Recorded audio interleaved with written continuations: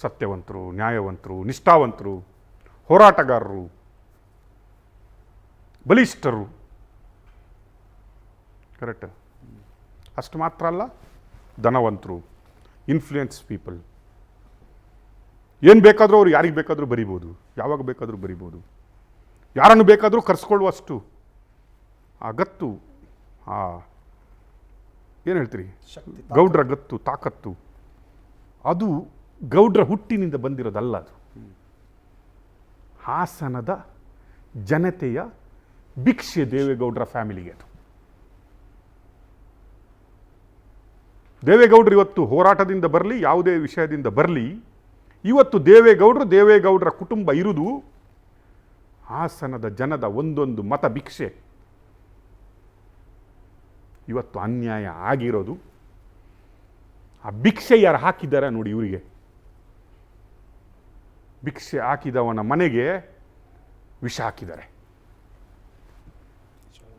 Not one family. ಅಂಥವನನ್ನು ಗೊತ್ತಿದ್ರೂ ಎಲೆಕ್ಷನ್ಗೆ ನಿಲ್ಲಿಸಲಿಕ್ಕೆ ಹೋಗುವ ಬಂಡ ಧೈರ್ಯ ಗೌಡ್ರ ಫ್ಯಾಮಿಲಿಗಿದೆ. ಏನಾಗುತ್ತೆ? ಯಾರ್ದು ಹೋಗುತ್ತೆ? ಮಾನ ಪ್ರಾಣ ಹೋದರೆ ಇನ್ನೊಬ್ಬನ ಮನೆಯದ್ದು. ನನ್ನ ಮನೆಗೆ MP ಬರಬೇಕು, ನಮ್ಮ ಮನೆಯಲ್ಲಿ MLCಗಳು ಹುಟ್ಟಬೇಕು, ನಮ್ಮ ಮನೆಯಲ್ಲಿ MP ಗಳು ಹುಟ್ಟಬೇಕು, ನಮ್ಮ ಮನೆಯಲ್ಲಿ ಚೀಫ್ ಮಿನಿಸ್ಟರ್ಗಳು ಹುಟ್ಟಬೇಕು, ನಮ್ಮ ಮನೆಯಲ್ಲಿ ಮಿನಿಸ್ಟರ್ ಪ್ರೊಡಕ್ಷನ್ ಆಗಬೇಕು. ಕರೆಕ್ಟ್.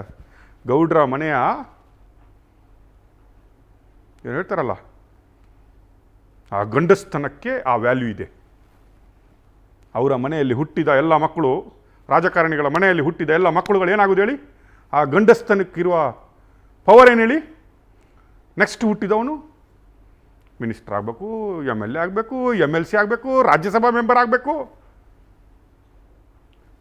ಮತ ಹಾಕ್ತಾನಲ್ಲ, ಅವನು ಭಿಕ್ಷುಕನಾಗಿಯೇ ಇರಬೇಕು. ಜಾತಿಯ ನೆನಪುಗಳಾಗುವುದು ಯಾವಾಗ ಹೇಳಿ? ಓಟ್ ಬಂದಾಗ. ಕರೆಕ್ಟಾ? ಎಲ್ಲಿ ಹೋದರು ನಮ್ಮ ಗೌಡ್ರು? ಇವರಿಗೆ ಈಗ ಗೊತ್ತಾಗಿರೋದಲ್ಲ, ಈ ನ್ಯೂಸ್ ಇವತ್ತು ಹೊರಗಡೆ ಬಂದಿರೋದಲ್ಲ, ಇವತ್ತು ಪವರ್ TV ಧೈರ್ಯ ಮಾಡಿರೋದಷ್ಟೇ. This is not a news, this is not a story. ಇವತ್ತು ನಾವು ಹೋರಾಟಕ್ಕೆ ಇಳಿದಿದ್ದೀವಿ ಅಷ್ಟೇ.